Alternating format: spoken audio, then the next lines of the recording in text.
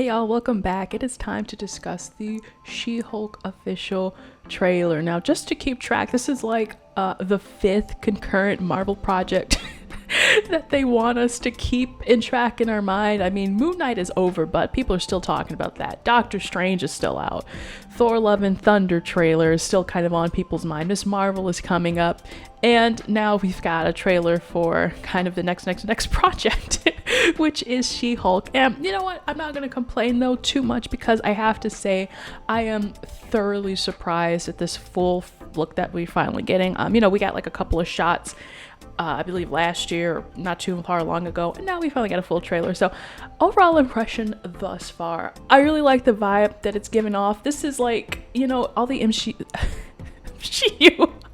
Hey, that wasn't a Freudian slip. All the MCU shows seem to, they all have their own genre. They are all very much not alike whatsoever. No formula, nothing like that. And this one really feels like it is an HBO show.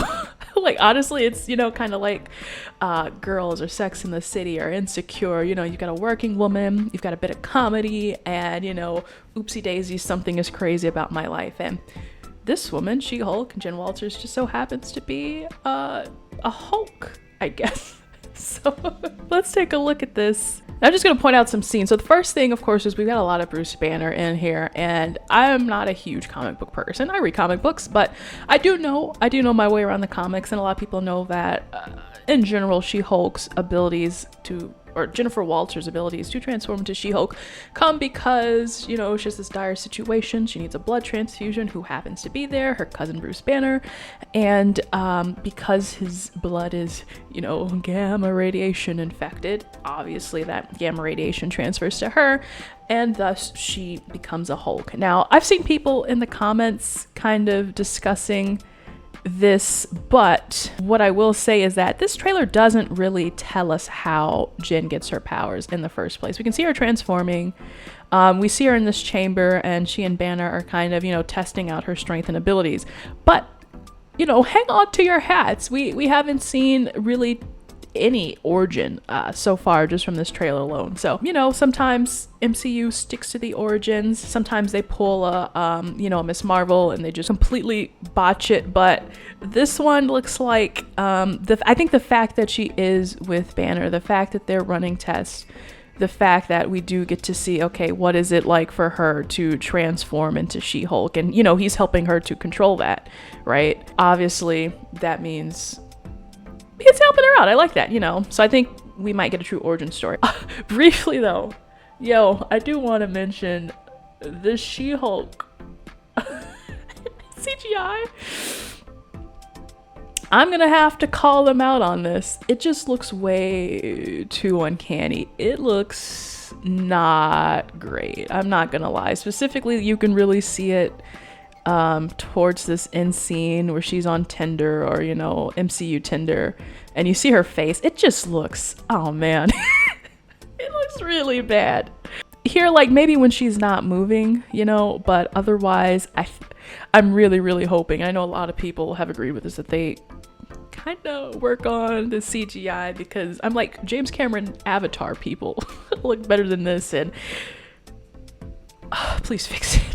The other thing that I want to bring up is this distinction between Jennifer Walters and She-Hulk, because in this scene right here, I may be able to put a little bit of audio on. I just want to be a normal, anonymous lawyer. Can you tell us where she wants to be a normal, anonymous lawyer, but also She-Hulk is? Jen, you're a story now.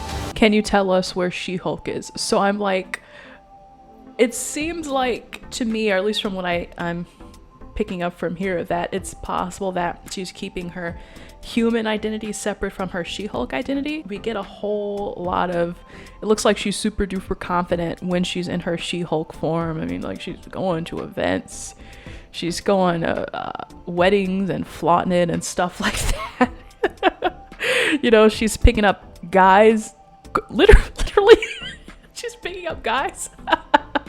So it makes me wonder, she's got come on y'all, the mommy thing going on, the Lady Dimitrescu.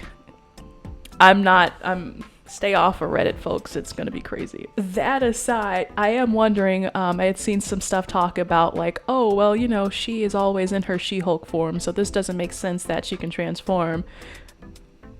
I don't know how much of that is true, but it might just be because she is so confident and, you know, she's a pretty great woman in her She-Hulk form. You know, like, is she just going to prefer to be in her She-Hulk form, you know, basically forever, all the time? Like, you know, Fiona from Shrek, she was like, oh, I'm a human, but I can also be an ogre, and I accept that. Yeah. One otro thing that I found quite interesting about this is, so kind of setting up the whole purpose, right? She's a lawyer, but she reveals, or her boss rather, this guy right here reveals that at their agency or whatever, they're setting up a superhuman law division, and he wants her to be the face of it, the head of it. So that to me kind of seems like what the crux of the story is going to be about, aside from her getting to control her powers, is kind of defending events that happen with superheroes. So I'm like, is she going to be defending the superheroes, or is she going to be defending people who are affected by events caused by superheroes? I know that's a lot. But I can already kind of just see, and maybe I'm wrong, but I can see her defending whoever this guy is in this cage. This guy right here, he looks like he should be a bad guy, but I would almost bet money that, you know, maybe there's going to be a diversion, and, you know, it's like all signs should point to him having caused whatever catastrophe was caused, and then you come to find out it's actually not him. I don't know, but it just kind of seems like she's going to have a really tough case on her hand. It's going to be hard to defend it if she has like one big case for this series, and then come to find out, you know, maybe there's a good superhero who turns out to be bad. I don't know. I'm just coming up with stuff. And then look at this, we get a surprise from, the Abomination, who is just a bumbling oaf. Now, this is like the second time we've seen the Abomination in a couple of months. He was just in Shang-Chi, where there was that scene where they've made it to China, and then Wong and him are battling, but, you know, it's all good, and then he takes him back to some place. Wong takes the Abomination back to who knows where. Why do they need him? I'm gonna be real, I have not seen the Incredible Hulk 2010 movie all the way, and I don't know if that makes me a bad MCU fan, but I gotta say I have not wanted to see it. But this almost makes me feel like I have to see it, even though it is Ed Norton, even though it is, you know, not necessarily, I mean, it is the same story, but it looks like they might be trying to salvage it, which feels kind of like what Kevin Feige and the rest of the Marvel Studios team is trying to do, is pick up some of the pieces from all the Marvel universes and kind of tightly sweep them together. I mean, if you look at like the Hawkeye series, right? Now we've got an Echo series, and they just released an image for that. Boom, I just put it on the screen for editing purposes.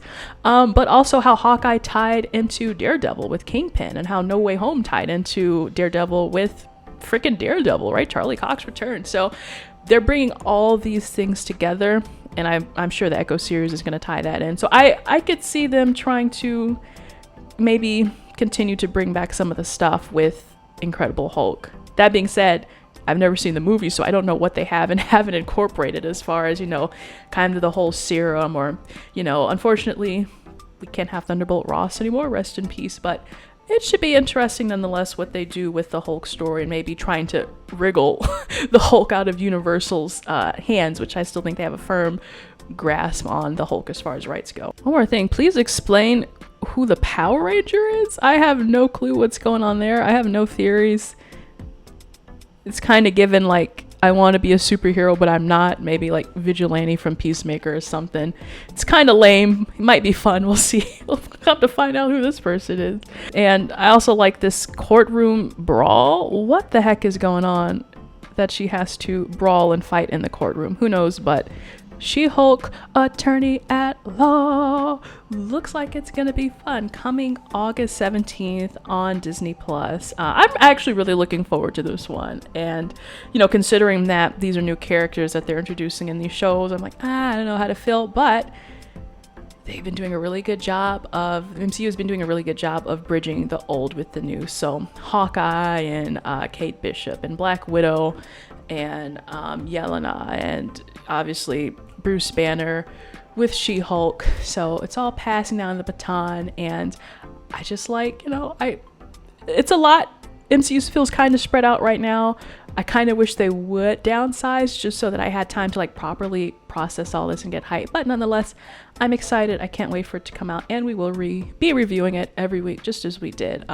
Speaking of reviews, if you have not checked out my Moon Knight review, I think that one was pretty fun for you to check out. Spoiler free. I like talking about the series, and hopefully this one will be just as strong as Moon Knight. And as well, in the description down below, I also have my review for Doctor Strange. So let me know what you guys think about She-Hulk down in the comments. Please do leave me a like if you enjoyed it. Subscribe for more Marvel, and I will see y'all later. Bye.